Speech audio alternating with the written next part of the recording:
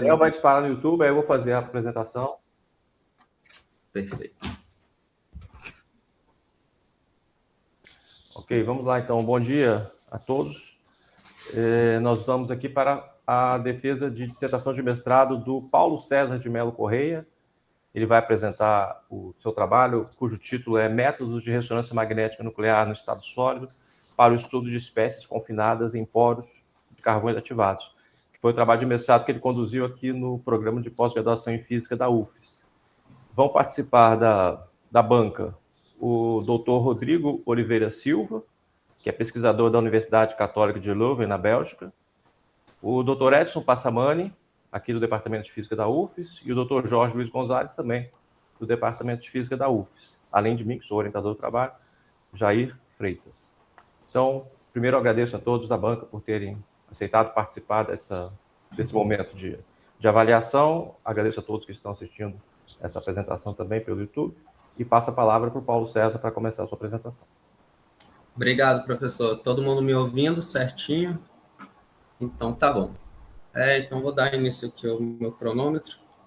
Então, tá. Muito bom dia a todos e a todas. Espero que estejam bem. Eu me chamo Paulo César de Mello Correia. Gostaria de agradecer pela presença, pela disponibilidade, por estarem aqui. Em especial aos membros da banca, o professor Jair, meu orientador, e os professores Edson, Jorge e Rodrigo. Muito obrigado por aceitarem fazer parte do meu trabalho. Hoje eu vou apresentar os resultados obtidos durante a minha pesquisa de projeto de mestrado, intitulado Métodos de Ressonância Magnética Nuclear no Estado Sólido para estudo de espécies confinadas em poros de carvões ativados.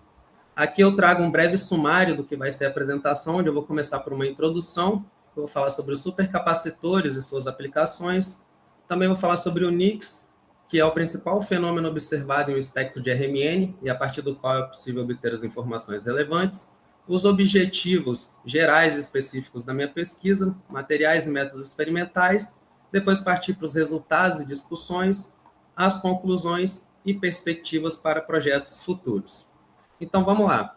Os supercapacitores são dispositivos de armazenamento de energia de altas densidades de potência que foram desenvolvidos em meados da década de 50 do século passado e que atualmente vem sendo incorporado em diversos aparelhos eletrônicos. Aqui eu trago um gráfico retirado do trabalho de Charrin e colaboradores, que relaciona a densidade de potência com a densidade de energia de alguns dos dispositivos atualmente utilizados, em que é possível observar que os capacitores convencionais ocupam a posição como dispositivos de maiores densidades de potência, o que quer dizer que eles são capazes de fornecer a sua energia armazenada em intervalos de tempo menores do que as baterias convencionais, por exemplo, que, por sua vez, são capazes de armazenar maiores quantidades de energia.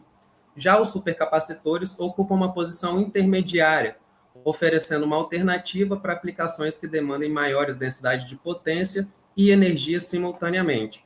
Eles podem ser utilizados individualmente ou em associações, dependendo da aplicação.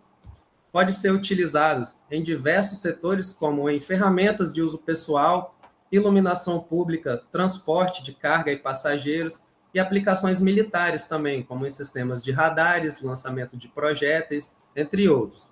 Além disso, é utilizado em usinas de geração e armazenamento de energia eólica e fotovoltaica como estabilizadores de rede, pois essas usinas sempre estão sujeitas a flutuações de tensão causadas por condições meteorológicas.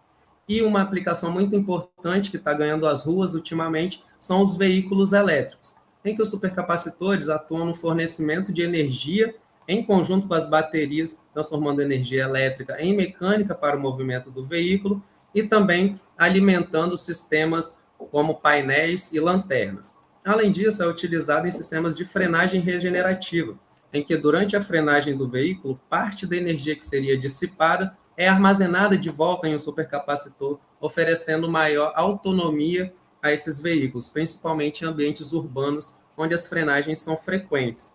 Então, para que essas aplicações todas tenham o seu custo total de produção reduzido e se tornem mais eficientes, e assim possam chegar a todas as pessoas, o entendimento da estrutura de um supercapacitor, bem como dos mecanismos de armazenamento de energia, é essencial para melhorar esses dispositivos. Então, aqui na figura 1, eu trago um esquema de montagem de um capacitor convencional, também chamado de capacitor de placas paralelas, ou capacitor eletrostático, ou capacitores de primeira geração. Ele é composto por duas placas com área A separadas a uma distância D, em que a capacitância desse dispositivo ela é proporcional à área dividido pela distância. Aqui na figura 2, eu trago um esquema de montagem de um supercapacitor, ou também ultracapacitor, também chamado de capacitor eletroquímico ou capacitores de segunda geração, que é composto por coletores de corrente, feito de um material bom condutor, um eletrólito à base de solventes orgânicos ou inorgânicos, um separador feito de um material poroso para que não permita o contato direto entre os eletrodos, que podem ser feitos de carvões ativados, grafeno, óxido de grafeno, grafite, entre outros.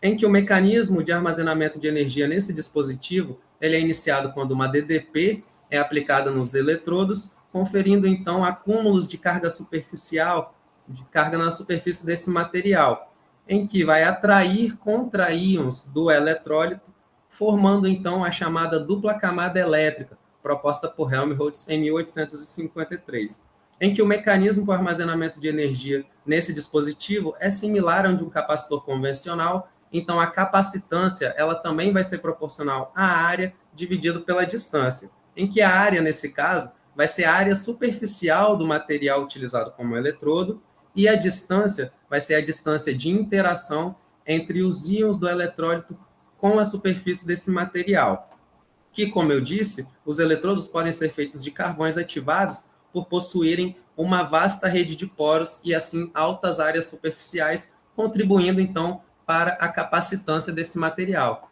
desse dispositivo. Aqui eu trago uma imagem de microscopia eletrônica de varredura, obtida por esses pesquisadores a partir de uma amostra de carvão ativado quimicamente, em que é possível observar a estrutura altamente rugosa e complexa aqui da superfície dessa partícula, com entradas para canais que levam à rede porosa no interior da partícula de carvão ativado, onde as cargas são armazenadas em dispositivos como supercapacitores. Então, é notório que as propriedades de armazenamento de energia nesses dispositivos estão intimamente conectadas com as interações entre íons e as paredes dos poros desses materiais com a superfície desses materiais. Então, entender em detalhes essa interação é de extrema importância para o aumento de performance desses dispositivos.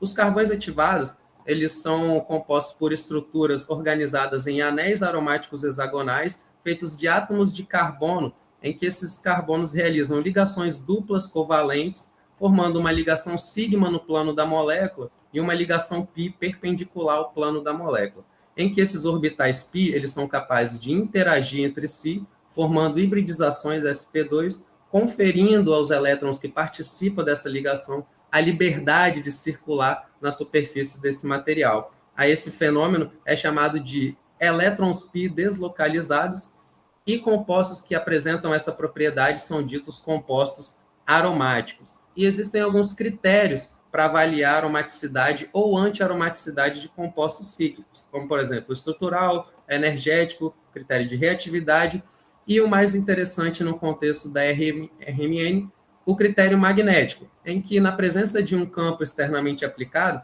a circulação dos elétrons π na superfície do material vai dar origem às chamadas correntes anelares ou correntes de anel, que vão provocar campos magnéticos de natureza dipolar nas proximidades dessa molécula, que podem causar, então, efeitos de blindagem ou desblindagem magnética sobre nucleossondas aqui em suas vizinhanças. A esse fenômeno de blindagem ou desblindagem magnética é dado o nome de Nucleus Independent Chemical Shift, o NICS, que pode ser observado em um espectro de RMN e a partir do qual é possível obter informações relevantes sobre a estrutura do material e sobre também o comportamento de íons e moléculas quando confinados na rede porosa de certos materiais. Então, em um supercapacitor, no eletrodo, a configuração que vai ocorrer antes mesmo de carregar esse dispositivo é algo que se ilustra aqui nessa figura, em que eu vou ter a disposição dos íons e moléculas do solvente dentro dos poros, e a magnitude do NICS a ser observado no espectro de RMN vai depender da distância relativa do núcleo sonda à superfície do material e que está, por sua vez, associado com a estrutura porosa nesse material. Além disso, os íons, eles não ficam livres, como essa imagem aqui pode sugerir, mas sim eles interagem com as moléculas do solvente, formando as chamadas esferas de solvatação, que vão possuir um certo valor de raio para cada íon específico e também vai ter uma certa intensidade da interação do íon com as moléculas do solvente. Dito isso, Xing e colaboradores mostraram nesse artigo publicado na revista Carbon que é possível determinar quantidades que estejam relacionadas à estrutura porosa do material utilizando o NICS como sonda. Então, essas propriedades são, por exemplo, tamanho médio de poros, área superficial específica, distribuição de tamanho de poros, entre outros.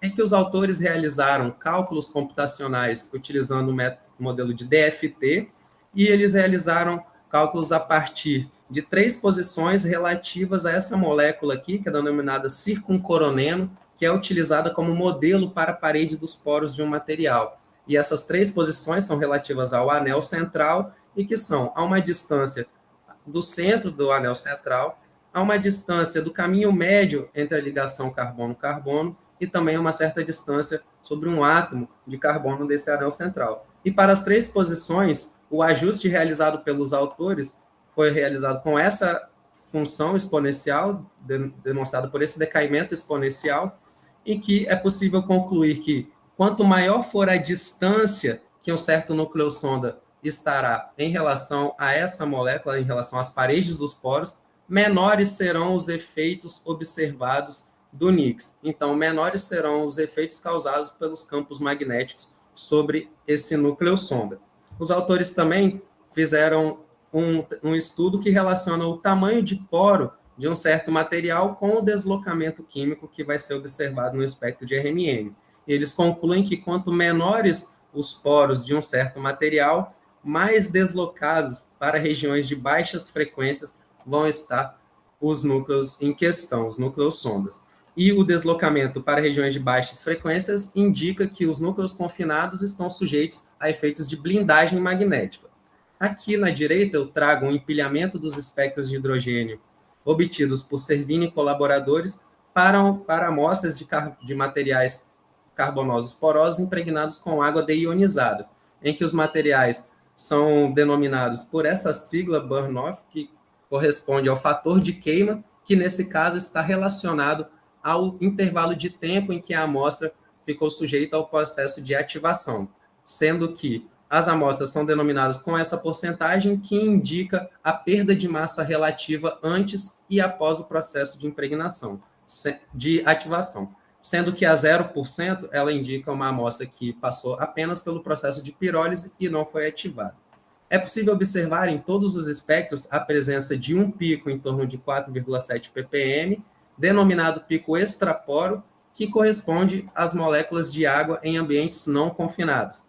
Além disso, é possível observar um outro pico deslocado pelo NICS, denominado pico intraporo, para regiões de mais baixas frequências, que correspondem às moléculas de água confinadas na rede porosa desses materiais. Então, os autores mostraram que é possível, diretamente a partir do espectro de RMN, obter uma medida para a magnitude do NICS, tomando-se a distância entre os picos intraporo e extraporo. E também os autores concluem que as amostras que exibem os maiores valores de NICS em magnitude são aquelas relacionadas à presença de tamanho de poros menores em sua estrutura. Então, sendo assim, a princípio seria possível, com a observação do NICS a partir de um espectro de RMN, determinar quantidades que estejam relacionadas à estrutura porosa desses materiais. Mas não é bem isso que acontece, porque Servini e colaboradores discutiram nesse artigo publicado na revista Energy Storage Materials, 3 efeitos que podem afetar a medida do NICS no estudo de materiais carbonosos porosos. E esses efeitos são a homogeneidade da ativação da amostra, em que amostras com uma distribuição de tamanho de poros muito ampla vai gerar picos intraporos assimétricos que vão dificultar a medida correta da magnitude do NICS e sua interpretação. Já para amostras homogeneamente ativadas, ou seja, aquelas que possuem tamanhos de poros semelhantes em toda a sua estrutura, vão apresentar picos intraporo que são simétricos e bem localizados. assim, então, possibilitando a medida da magnitude do Nix com precisão. Além disso, existem os efeitos específicos de cada íon, em que, como dito, cada íon vai apresentar um tamanho de esfera de solvatação diferente e também uma intensidade com a interação com as moléculas do solvente, e isso também vai afetar o valor de Nix observado conforme aqui para esses 4 nucleossondas diferentes. E, por fim, existem os efeitos da concentração em mol por litro da solução utilizada, em que foi observado pelos autores que, ao variar a concentração da solução, também ocorrem mudanças no valor de Nix. Então, antes de realizar experimentos que desejam observar e medir a magnitude do Nix a partir do espectro de RMN, é necessário tomar certas precauções com alguns parâmetros. Então, no meu trabalho, eu tenho como objetivo geral investigar aspectos químicos e dinâmicos de espécies confinadas na rede porosa de carvões ativados, que foram produzidos a partir do endocarpo do coco de babaçu e também comparando com comerciais, isso tudo utilizando métodos de RMN no estado sólido. Eu tive como objetivos específicos preparar essas soluções aquosas com sais de fluoreto de sódio, tetrafluoroborato de sódio e cloreto de lítio, também estabelecer um método de impregnação dessas amostras, determinar os parâmetros experimentais para as medidas de RMN e realizar os experimentos de RMN de hidrogênio, lítio, carbono e flúor para as amostras de solventes, soluções e sais puros, bem como para os carvões ativados também, puros e impregnados. Depois disso, analisar os resultados, realizei o processamento dos dados e fiz comparações com outros resultados encontrados na literatura. Então, visando adquirir informações que sejam relevantes sobre a estrutura porosa de carvões ativados e também sobre o comportamento de íons e moléculas em regiões confinadas.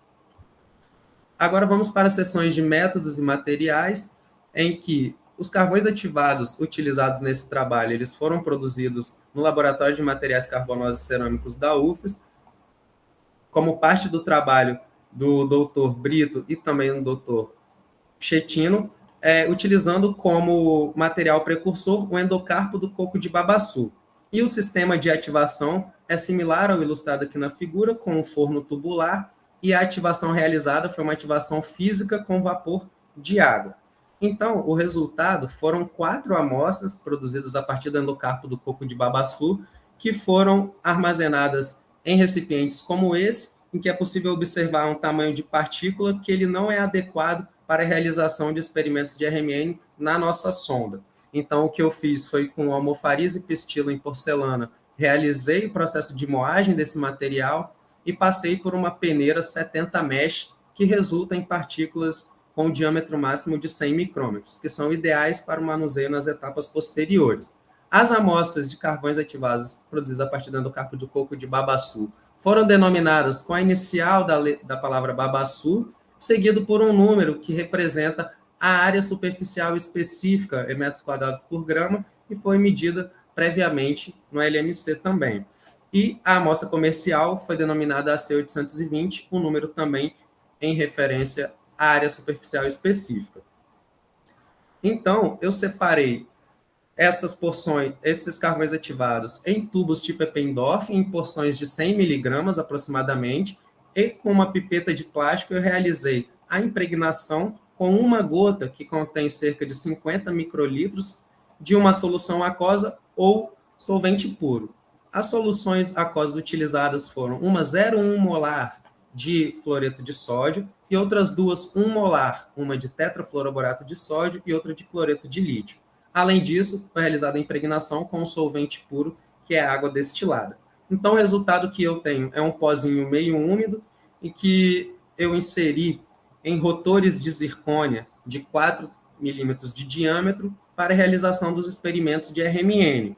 A sequência utilizada foi a sequência de pulso de polarização direta e todas as amostras de carvões ativados impregnados com as soluções, sais também utilizados para o preparo das soluções e carvões puros foram obtidos em experimentos com rotação em torno do ângulo mágico. Aqui vale ressaltar que os nossos rotores eles não possuem um sistema que evite a fuga da solução durante a rotação em torno do ângulo mágico.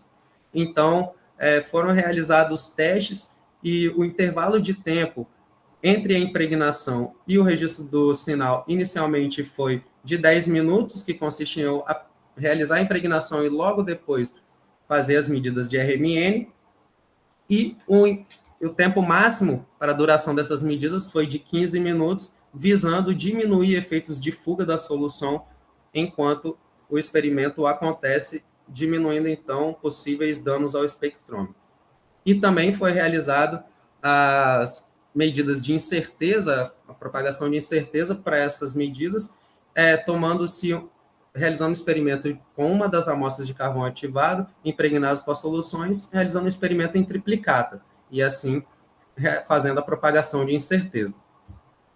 Então, agora eu gostaria de iniciar os resultados, mostrando os espectros de RMN de carbono que foram obtidos para as amostras de carvões ativados puras, antes de estarem impregnadas.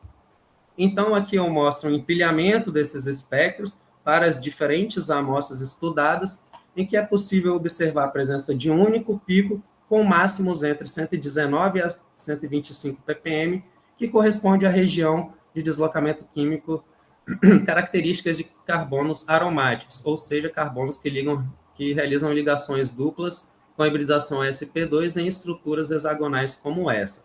É possível observar também um alargamento expressivo no espectro, que está relacionado a contrastes de suscetibilidade magnética que são característicos de materiais porosos carbonosos.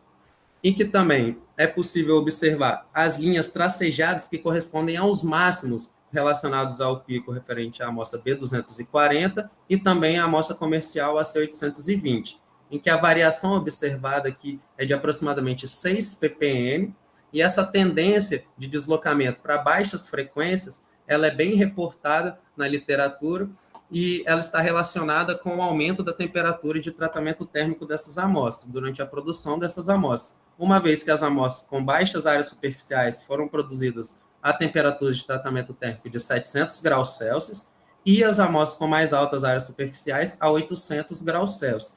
Então, amostras produzidas com temperaturas mais elevadas garantem maior grau de organização estrutural nos planos grafênicos, então facilitando a circulação dos elétrons π na superfície do material, acentuando os efeitos causados pelos campos magnéticos induzidos, então ocasionando efeitos de blindagem magnética sobre os núcleos de carbono da estrutura. E conforme aqui, o deslocamento para baixas frequências, ele é bem reportado também na literatura, conforme aqui nesse empilhamento de espectros de carbono obtido por Freitas e colaboradores, que também mostra o deslocamento para regiões de baixas frequências, bem como um alargamento na linha espectral observada. Agora, então, eu gostaria de apresentar os espectros de RMN de hidrogênio, lítio e flúor, que foram obtidos para soluções puras e o solvente. Esses experimentos foram obtidos todos em condições estáticas e são mostrados aqui individualmente. Então, na figura A, eu tenho o espectro de hidrogênio para uma amostra de água destilada, que apresenta um único pico em torno de 4,7 ppm, que corresponde às moléculas de água em ambientes não confinados, as moléculas de água no estado líquido. Na figura B, eu tenho o espectro de RMN de lítio para a amostra de cloreto de lítio na solução, em que tem apenas um único pico em torno de 0,4 ppm, que corresponde aos íons lítio em solução. Nas figuras C e D, eu trago os espectros de flúor, e o único pico na figura C, em torno de menos 119 ppm, corresponde aos íons flúor em solução. E na figura D, o único pico em torno de menos 149 ppm corresponde aos íons BF4 em solução. E essa observação é importante, porque quando eu for mostrar os espectros das amostras de carvões ativados impregnadas com essas soluções ou solvente, a referência do pico extraporo vai ser essas faixas de deslocamento químico. Então, vão ser tomadas como referência para os picos extraporo essas faixas aqui apresentadas. E agora, então, eu gostaria de começar com os espectros de RMN de hidrogênio, que foram obtidos para os carvões ativados impregnados com o solvente puro, que é a água destilada. Em que aqui eu gosto de começar com essa sobreposição dos espectros de RMN obtido para amostras do mesmo carvão ativado, B730, impregnados com água destilada, obtidos em condições estáticas e com rotação em torno do ângulo mágico. em que é possível observar, para o espectro estático, um grande alargamento que é causado por contrastes de suscetibilidade magnética, que são característicos desses materiais porosos, porém, esse perfil espectral exibido está de acordo também com outros resultados reportados na literatura para amostras de materiais porosos impregnados com água em condições estáticas. Já a linha espectral referente ao experimento com MAS, é possível notar um ganho em resolução expressivo que permite a total distinção de dois ambientes químicos, que são os ambientes extraporo e intraporo.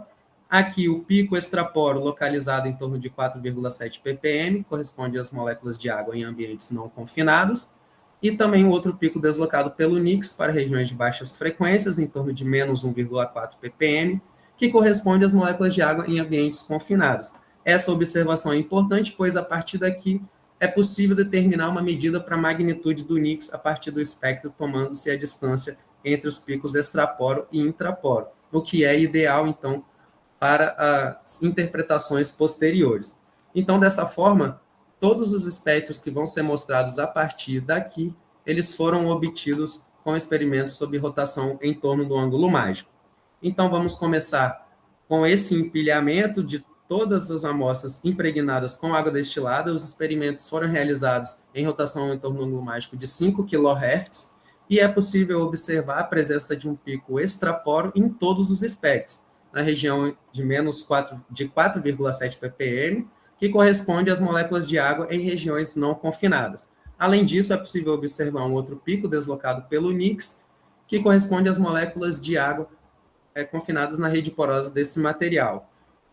Aqui se observa para a amostra de carvão comercial um expressivo alargamento do pico intraporo, que pode estar relacionado a fenômenos de troca, que são movimentos rápidos que as moléculas de água realizam, acessando os ambientes extraporo e intraporo durante a realização do experimento, então contribuindo para esse alargamento observado e então impossibilitando a medida para a magnitude do NICS a partir do espectro de RMM.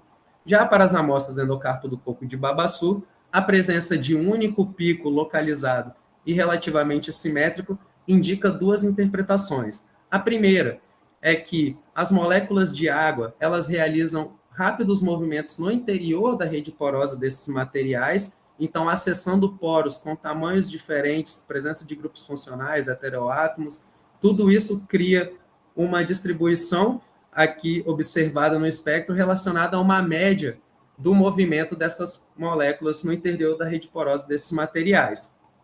Além disso, a outra interpretação é sobre a homogeneidade da ativação da amostra, que, como dito, amostras que apresentam ampla distribuição de tamanhos de poros irão apresentar picos intraporo assimétricos. Já as amostras homogeneamente ativadas apresentam picos intraporo bem simétricos localizados, o que foi observado também nesses espectros. Então, esses resultados indicam que essas amostras elas foram homogeneamente ativadas. Asteriscos indicam bandas laterais, que são resultado da rotação em torno do ângulo mágico. A partir desses espectros do endocarpo do coco de babaçu impregnados, foi possível determinar a medida para a magnitude do NICS, e os valores são apresentados aqui nessa tabela, em que é possível observar que para as amostras com maiores áreas superficiais, existe uma magnitude do NICS que é superior em aproximadamente 1 ppm do que as amostras com menores áreas superficiais, e que esse fenômeno indica que as moléculas de água interagem com as paredes dos poros desses materiais a distâncias menores, ou também que nesses dois materiais existe uma conectividade maior na rede porosa desses materiais, então as moléculas de água elas conseguem acessar sítios com poros menores nesses dois materiais com maiores áreas superficiais do que nos outros com mais baixas áreas superficiais. Agora, eu vou continuar com os espectros de RMN, agora de flúor, obtido para os CAs impregnados com a solução de fluoreto de sódio, em que esses espectros agora eles monitoram o íon flúor. Então, eu mostro aqui no empilhamento desses espectros, é possível observar diretamente uma diminuição na relação sinal-ruído, que é causada pela baixa concentração em mol por litro da solução utilizada aqui. Mas, mesmo assim, é possível identificar a presença de picos extraporo em todos os espectros, que são correspondentes aos íons flúor em regiões não confinadas. E, além disso, também a presença de um pico intraporo em todos eles, que corresponde aos íons flúor em regiões confinadas. Mesmo que a contribuição aqui para essas 3 amostras seja singela, é possível, sim, identificar uma tendência de ocupação da rede porosa por esses íons. Também foi observado para a amostra comercial um expressivo alargamento no pico intraporo, que também está associado a movimentos rápidos que o íon flúor realiza acessando os ambientes extraporo e intraporo durante a realização do experimento. Mas outra observação que se faz é que, aparecendo picos intraporo em todos os materiais estudados, indica que a rede porosa desses materiais possui poros que são suficientemente grandes para acomodar íons flúor no seu estado hidratado, uma vez que, segundo dados da literatura, o íon flúor possui uma esfera de solvatação que tem um raio com valor de aproximadamente 4,5 angstroms. A partir, então, de todos esses espectros, foi possível obter uma medida para o valor da magnitude do Nix, que é apresentada aqui na tabela ao lado, que, com exceção para a amostra B730, os valores da magnitude do Nix são semelhantes nas outras amostras dentro da margem de incerteza, o que indica que, para essas amostras, os íons flúor têm acesso a poros com tamanhos semelhantes e, por sua vez, então, interagem com as paredes dos poros a distâncias semelhantes. Com exceção para a amostra B730, que pode estar associada a uma maior conectividade da rede porosa desses materiais, dando acesso, então, ao íon flúor a poros com tamanhos menores. Agora, então, vou apresentar os espectros também de flúor, mas só que agora os que monitoram o íon BF4, que foram obtidos para os carvões impregnados com a solução de tetrafluoroborato de sódio. E aqui no empilhamento, é possível observar a presença de um pico extraporo, em torno de menos 149 ppm, em todos os espectros, que corresponde aos íons BF4 em ambientes não confinados. E também é possível, de imediato, reparar a ausência de picos intraporo para essas 2 amostras com mais baixas áreas superficiais, sendo que para a amostra B240 não é possível identificar nenhuma leve tendência de ocupação da rede porosa desse material por esse íon, e que pode estar relacionado, por sua vez, ao tamanho relativo poro-íon, pois, segundo dados da literatura, o íon BF4, no seu estado hidratado, possui uma esfera de solvatação com um raio de aproximadamente 10 angstroms. Então, o tamanho desse íon pode superar o tamanho médio de poros desse material, então impossibilitando o acesso do mesmo à rede porosa. Já para a amostra B400, é possível observar aqui uma leve tendência de ocupação da rede porosa pelo íon estudado, o que pode indicar que a dinâmica de confinamento do íon BF4 na rede porosa desse material, ela é mais lenta em relação aos outros carvões estudados aqui, que por sua vez apresentam picos intraporo, os de babaçu bem simétricos e localizados, o que indica também que, bem como os íons flúor e as moléculas de água, o íon BF4 realiza movimentos rápidos no interior da rede porosa, contribuindo para a observação de uma média sobre o movimento. E também a amostra comercial apresenta um alargamento expressivo do pico intraporo, que também está associado a fenômenos de troca durante o experimento de RMN. Mas esses espectros, eles foram também reportados anteriormente na literatura em experimentos que monitoravam o íon lítio para amostra de carvões ativados, para amostra de materiais porosos impregnados.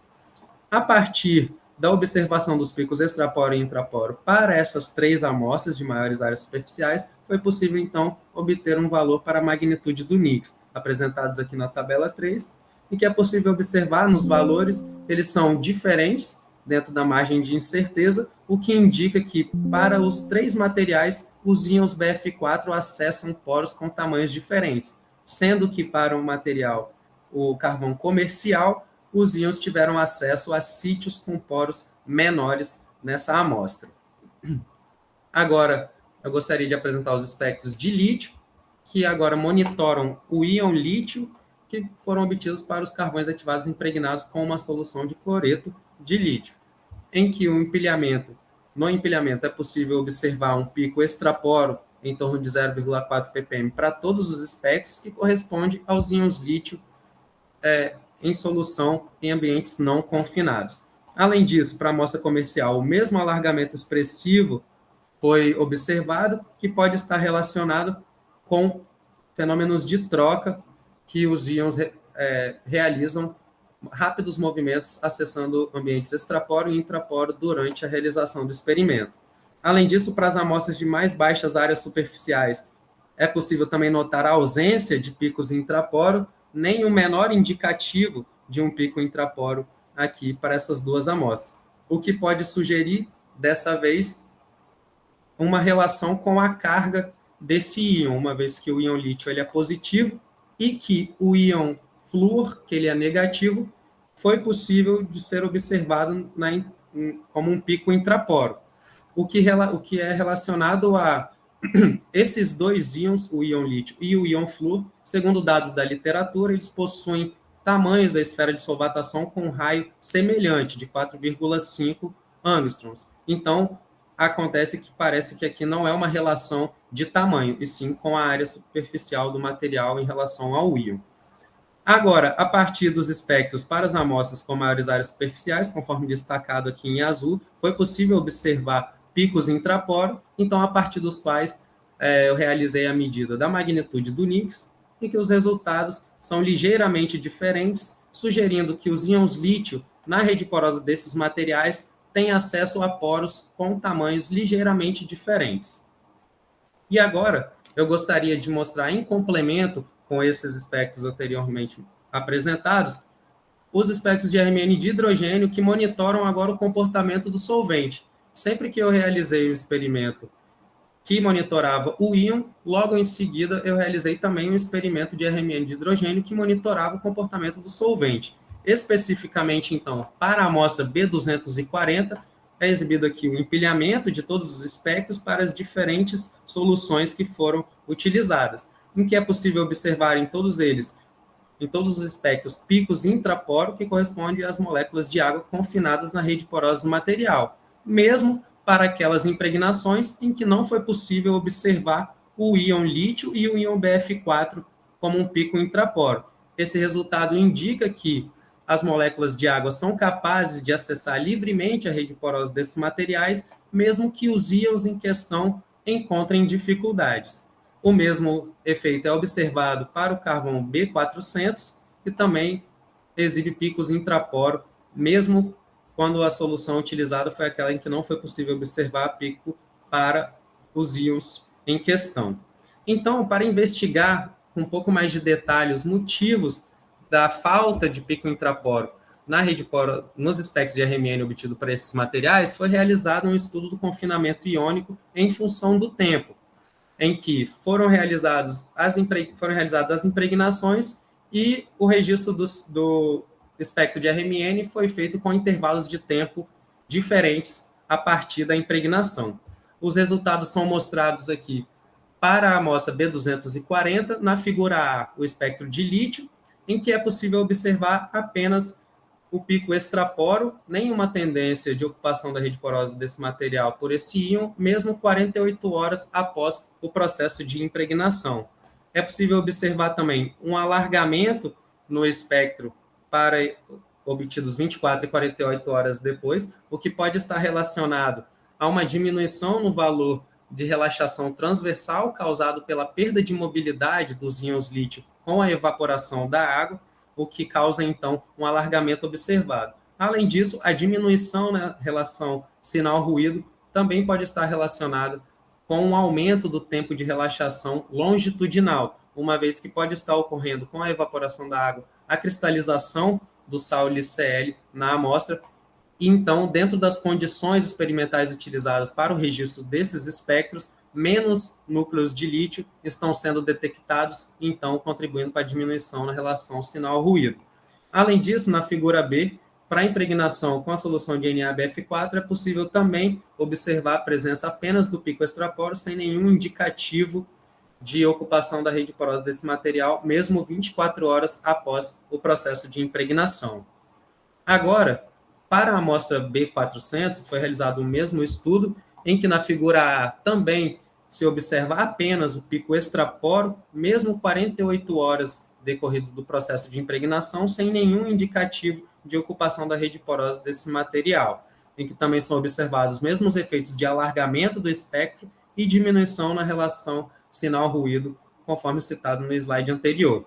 Já na figura B, para a impregnação desse material com a solução de NaBF4, foi possível observar o surgimento de um pico intraporo 24 e 48 horas após o processo de impregnação. Então, esse resultado mostra que a dinâmica de confinamento do íon BF4 na rede porosa do material B400, ela é lenta e demanda intervalos de tempo superiores a 10 minutos para o preenchimento dos poros. Esse conjunto de resultados é importante porque introduz uma importância maior para o parâmetro que é o intervalo de tempo entre o processo de impregnação e o registro do sinal de RMN, uma vez que para certos íons em certas redes porosas, a dinâmica de confinamento é mais lenta. Então, para o estudo de materiais carbonosos porosos impregnados com soluções em que se deseja observar o NIX e tomar interpretações a partir dele, é também necessário levar em consideração esse parâmetro, o intervalo de tempo entre o processo de impregnação e o registro do sinal de RMN.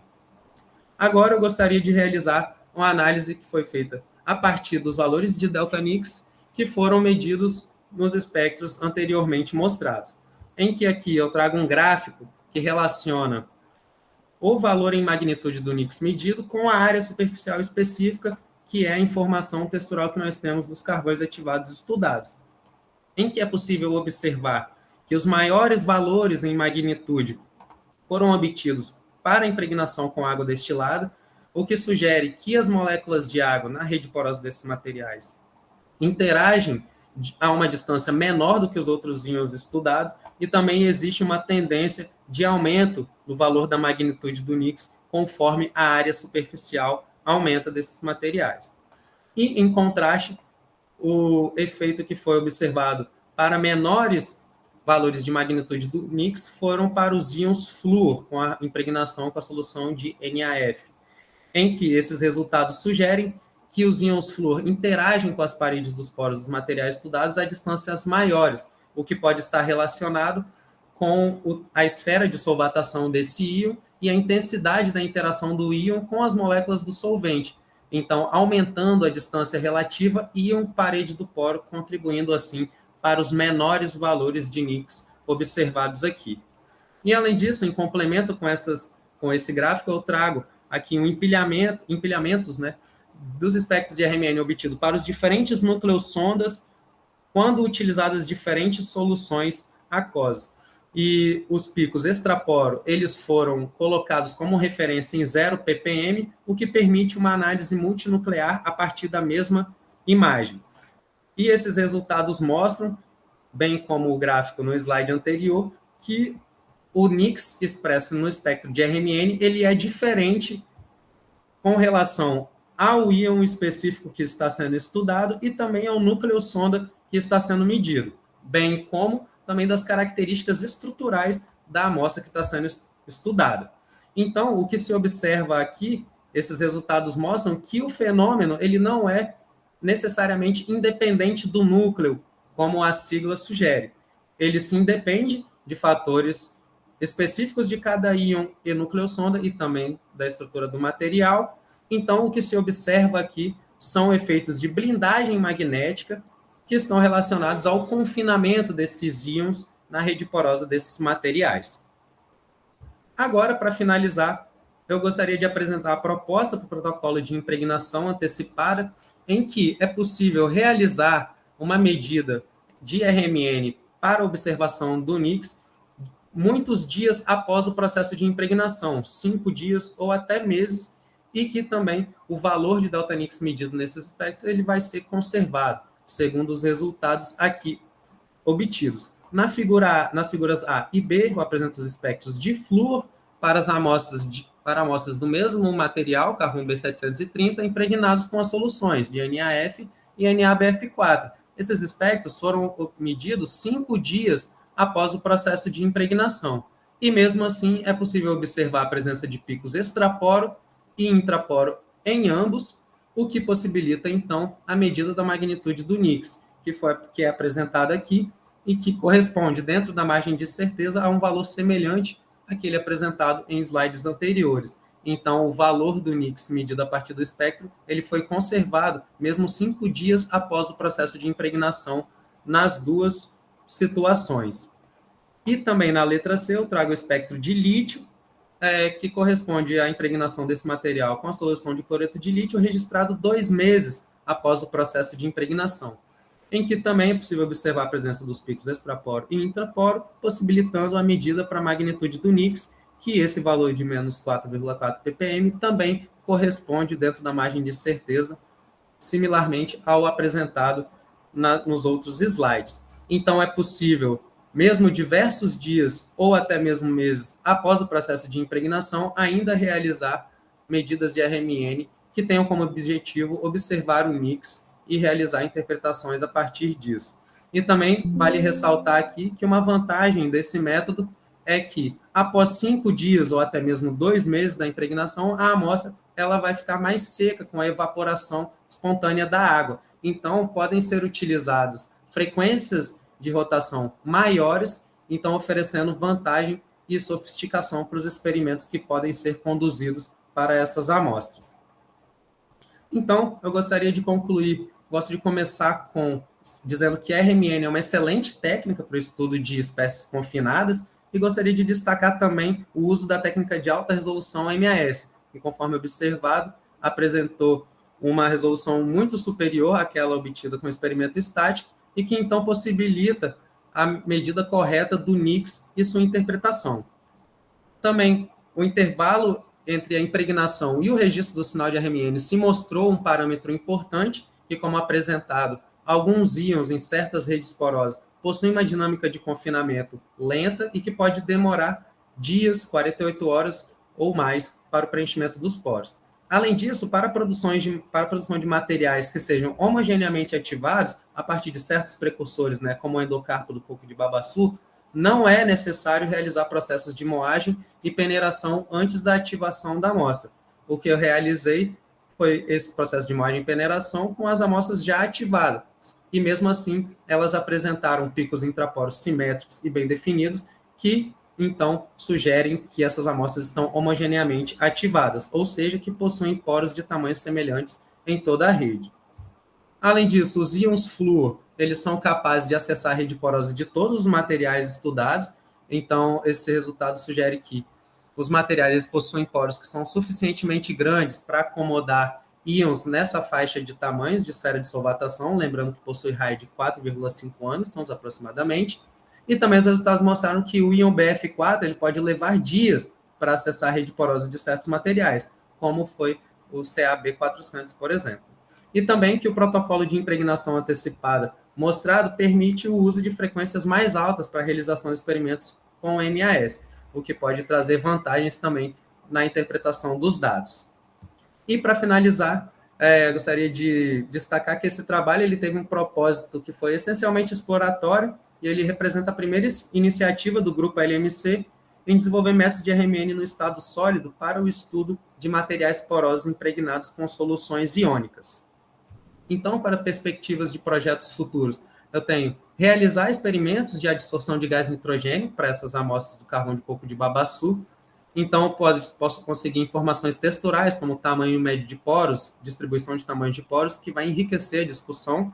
Também conduzir experimentos em duas dimensões de RMN, utilizando a sequência X, que tem como objetivo avaliar movimentos translacionais de moléculas e íons em diferentes escalas de tempo. Também realizar experimentos de RMN variando a concentração das soluções, também o volume de solução adicionada e a frequência de rotação para experimentos com MAS.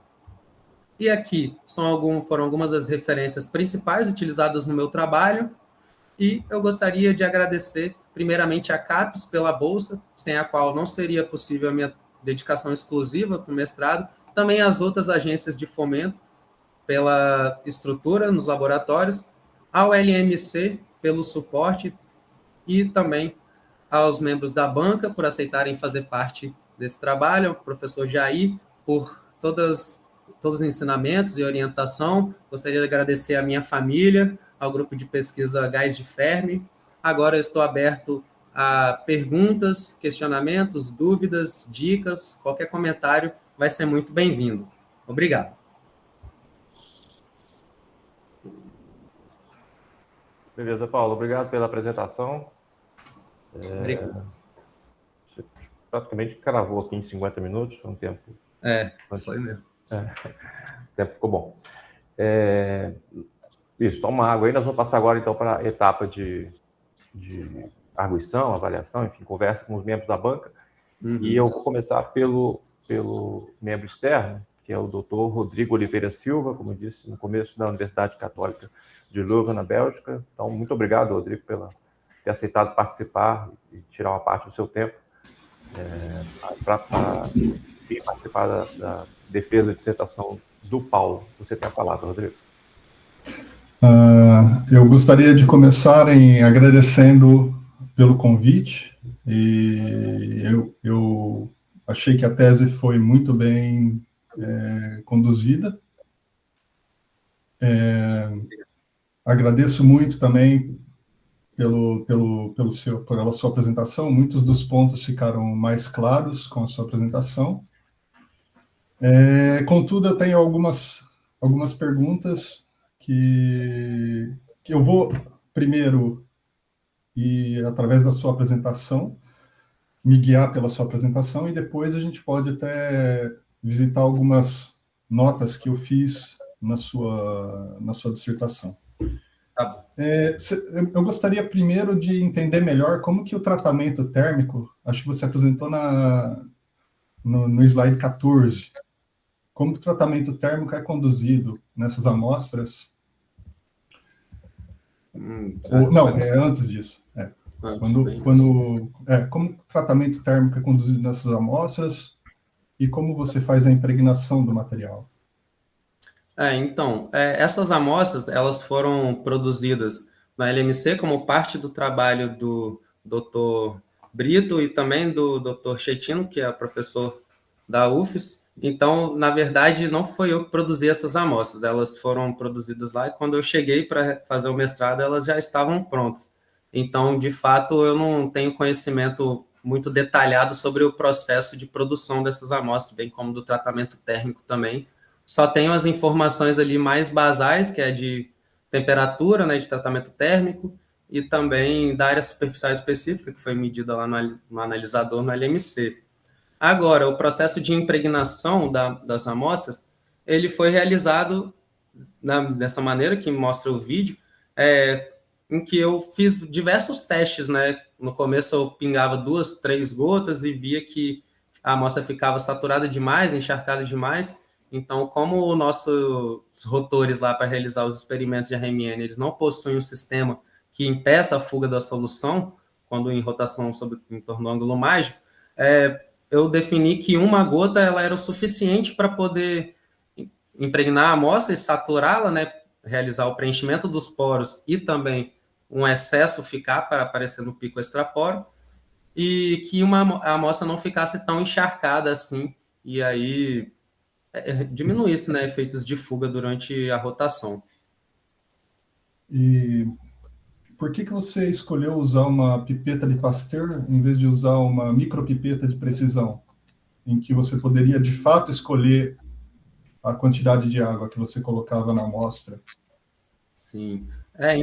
Essa escolha da pipeta de plástico, ela foi a inicial, né, quando eu estava fazendo os testes, e aí, a partir dos testes, eu vi que foi possível, então, obter um espectro razoável e satisfatório, com observação de picos intraporo e extraporo. E sim, realmente é possível utilizar uma pipeta que introduza um volume que seja escolhido, né? Qualquer um valor que você quiser. Mais preciso. Oi? Um valor mais preciso, né? Isso, um valor preciso, Eu li na sua tese que você falou em torno de 50 microlitros, mas sim, essa pipeta não é tão precisa assim. Não, de fato. Eu acredito que se você quisesse mesmo escolher a precisão na quantidade de água, a relação de quantidade de água por quantidade de material, eu acredito que você deveria ter usado uma pipeta de precisão, mas isso não tira o mérito da sua tese. É só uma observação. Sim, Ok? e também isso é uma das perspectivas, né, de experimentos futuros, é realizar essas impregnações com volumes menores, né, de solução. Eu até já tenho alguns resultados que eu realizei, por exemplo, com 25 microlitros, utilizando uma pipeta com uma ponteira, foi uma pipeta dessa, só que com uma ponteira mais fininha. E também, sim, com certeza, utilizando uma pipeta que dê uma precisão maior no volume de solução adicionado, vai ser interessante para os estudos também, e que eu pretendo realizar futuramente. Uma outra questão que eu tenho é que você faz isso somente pingando a solução na sua amostra. Não é necessário fazer nenhum tipo de mistura manual, ou você não precisa pôr em um banho térmico para ajudar o movimento das partículas, ou colocar em vácuo para que o ar que esteja dentro dos poros saia e o solvente entre. Você teve alguma ideia de fazer algum tipo de diferente de impregnação do seu material, ou você fez simplesmente colocando solvente? No trabalho, né, na minha dissertação, todos os aspectos apresentados, eles foram obtidos com um método de impregnação igual está no vídeo aqui. Mas também, sim, durante a pesquisa, né, em conversa com o professor Jair, ele também até sugeriu de realizar um diferente método de impregnação, que seria uma quantidade maior de solução, adicionar o carvão ativado na solução e esperar agir e depois botar para secar, para também realizar as medidas e observar o espectro, o que ia aparecer, né? Mas só que aí eu ainda não fiz essas medidas, são para projetos futuros. E, bom, como eu tinha bastante amostra, eram 5 carvões ativados e 4 soluções, eram vários experimentos que eu tinha que conduzir, né? Então eu me apeguei a esse método, uma vez que ele já tinha dado certo inicialmente, e aí para completar todo o meu conjunto de medidas, eu fui realizando os procedimentos de impregnação conforme está no vídeo. Mas sim, é uma ideia de realizar essa impregnação de outras formas e avaliar também o resultado, né, no espectro. Bem como também essas amostras, por exemplo, eu não botei para secar em estufa antes do método de impregnação, então isso também pode ser realizado, né, e observar uma possível diferença, tanto na ocupação dos poros, né, às vezes eu vou obter picos intraporo mais acentuados para certas amostras, ou até mesmo observar para alguma amostra que eu não observei pico intraporo nenhum, né. Então, também é assim, é interessante de realizar outros métodos de impregnação, mas no meu trabalho, em todos os aspectos são apresentados, o método de impregnação foi esse, conforme está no vídeo. Você pode voltar ao slide 14, por favor? Uhum. Este. Aqui onde você mostra o resultado de diferente tratamento térmico, certo? Em cada amostra, acho que é a figura 1. A Diferente primeira do figura. tratamento térmico, deixa eu ver se tem. Essa daí mesmo. Era ali mesmo. Essas aqui, elas foram obtidas pelos pesquisadores, já com artigo, de uma forma assim. Antes de realizar a ativação da amostra, os autores não fizeram processos de moagem e peneiração. Aí o resultado, depois da impregnação nas medidas de RMN, foi esse daqui, em que eles constatam que essas amostras, porque elas não foram moídas e peneiradas, elas possuem ampla distribuição de tamanho de poros, e aí então apresenta esse pico intraporo, né? Já para obter amostras homogeneamente ativadas. Mas nesse caso aí, o que eu entendi é que o 0% é simplesmente a pirólise, certo? Isso, sim. E depois eles aumentam a temperatura e colocam vapor de água para alterar a estrutura do material. Uhum. Sim. Se é o que eu bem entendi. É isso mesmo.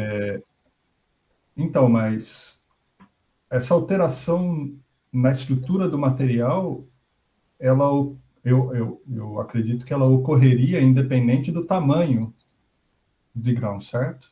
Ou o tamanho de grão influencia no tratamento? Pois é, nesse trabalho aqui desses autores influencia sim, porque conforme dito aqui, né, nesse trabalho, ao não diminuir, né, eles realizam uma redução do tamanho de partícula antes de realizar o processo de ativação. E aí só assim, só depois desse procedimento é que eles conseguem amostras que são ditas homogeneamente ativadas, que têm tamanho de poros semelhantes em toda a estrutura. Mas sem realizar processo de redução de tamanho de partícula para ativação, também ocorre, né, a mudança na estrutura desse material, mas não confere a ele uma homogeneidade da ativação. Então, esses materiais apresentam tamanhos de poros com uma distribuição ampla, né, de acordo com esses pesquisadores. O que ocorreu com os meus materiais é que isso não foi necessário. Eu já cheguei lá no laboratório, as amostras já estavam produzidas, né, os carvões ativados, e com um tamanho de partícula que ele era até inadequado ele nem cabia no rotor, né, que é de 4 milímetros, para realizar o experimento de RMN. Então, o que eu fiz de peneiração e moagem foi tudo com a amostra já ativada. Então, tipo, não foi preciso realizar esse processo para que elas demonstrassem, né, no espectro de RMN, que são homogeneamente ativadas, conforme, assim, tomando como referência esse trabalho aqui. Essa ia ser a minha segunda questão. É que nesse caso aí, se eles tivessem moído a amostra após o tratamento térmico e realizado a impregnação, o resultado deles seria diferente ou igual? Então, essa informação bom, pelo que eu entendi Porque foi o que você fez, basicamente. eu fiz isso, eu moí, peneirei só para realizar a impregnação e só porque também as partículas para caberem, né, no rotor para realizar os experimentos. Mas, pelo que eu entendi do artigo, para obtenção desses espectros aqui, né, que tem um pico intraporo assimétrico, não foram realizados processos de moagem, mas eu também não tenho informação do tamanho de partícula, como é que era, se era muito grande ou se não era. E eu também não tenho essa informação, ou tem no artigo e eu também não estou lembrado no momento, ou no material suplementar também pode ter essa informação lá, mas eu não sei dizer agora, diretamente. Ok. Você pode passar o slide 27, por favor? Uhum. Essas foram as suas soluções que você usou como referência também, certo? Isso, elas todas. Você referenciou por elas.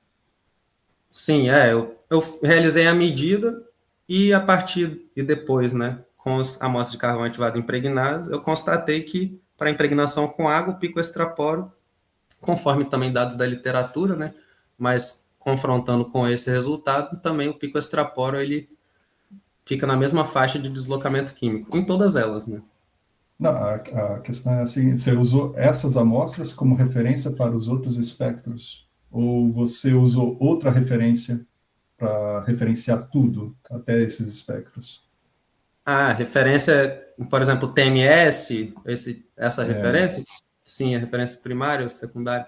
Não, então, isso eu não tinha entendido bem também. O que é uma referência primária e uma referência secundária? A referência primária, por exemplo, aqui, né, é o TMS, por exemplo, para o espectro de hidrogênio. Mas só que nós não realizamos a medida de referência no laboratório com o TMS, e sim utilizando uma referência secundária, que é o adamantano. E aí, essas foram as referências utilizadas. Ela tem a referência primária, que é o TMS, que todos os espectros na literatura eles também referenciam de acordo com o TMS. E nós utilizamos no laboratório a referência secundária. Então, todos esses espectros eles foram obtidos tendo referência. Aí aqui, o de hidrogênio foi o TMS, aqui o de lítio foi um material que é um carbonato de lítio como referência, e aqui para os espectros de flúor foi utilizado o Teflon como referência, PTFE. Ok. Vamos passar para os seus resultados. A figura 29, por favor. Uhum. Aqui você diz que, ok, eu não tiro o mérito do Magical Eigen Spinning, do MAS, para melhorar a resolução do seu espectro, mas no estático você também vê duas distribuições. Sim.